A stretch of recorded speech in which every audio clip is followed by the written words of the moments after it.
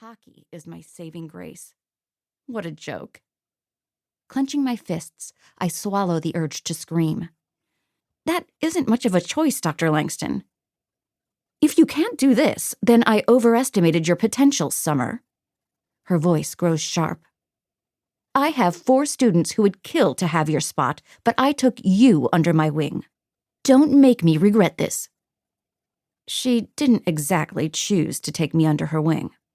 I had a 4.2 GPA and killer reference letters. Not to mention the extremely difficult advisor's exam she implemented last year to pick out the best students. I got food poisoning from the campus cafeteria that week, but I still dragged myself to the exam. I beat every student, and I'll be damned if they take my spot now. I understand what you're saying, but as you know, I'm not very fond of hockey. For good reason, might I add. And I doubt my research will be an accurate representation considering that. Either you get over your apprehension or lose what you've worked for. Apprehension? Ignoring the pointed jab feels like trying to ignore a bullet lodged in my sternum. There's no reason why I can't choose basketball. Coach Walker would happily let me collaborate with one of his players. Coach Kilner has already agreed to allow one of my students to work with his players. Get me your completed proposal by the end of the week or forfeit your spot, Ms. Preston. Her dismissal is clear when she twists away from me in her chair. If I could commit one crime and get away with it, I have a feeling it would include Dr. Langston. Okay, thank you, I mutter. She's typing aggressively on her computer, probably making another student's life a living hell. I imagine she goes home and crosses off the names of students she has successfully tormented. My name and the doll she sticks pins into are at the top of that list today. I've successfully avoided everything to do with hockey for the past 3 years, only for it to be my front and center for the next few months. I'm beyond screwed, and I have to suck up my distaste for the sport of my Canadian ancestors. I use all my willpower to not slam her door on the way out. You look pissed. The voice comes from the hallway leading to the advisor's lounge. Donnie stands against the wall, dressed in cashmere and his brown eyes focused on me. I've made a few mistakes since I got to college. Donnie Rye is one of them.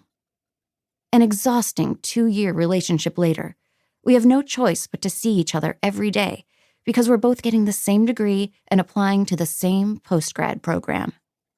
It doesn't feel like a competition between us, but I know Donnie wants that co-op spot just as bad as I do. He falls into step with me. An ultimatum? Exactly. I look over at him. How did you know? She gave one to Shannon Lee an hour ago. Shannon's thinking of dropping out now.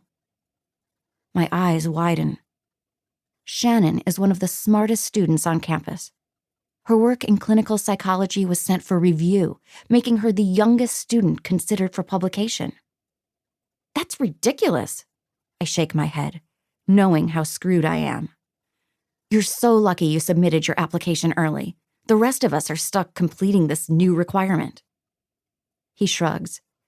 It's only a conditional acceptance.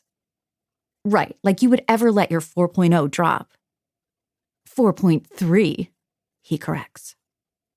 Donnie is at the top of the dean's list every year.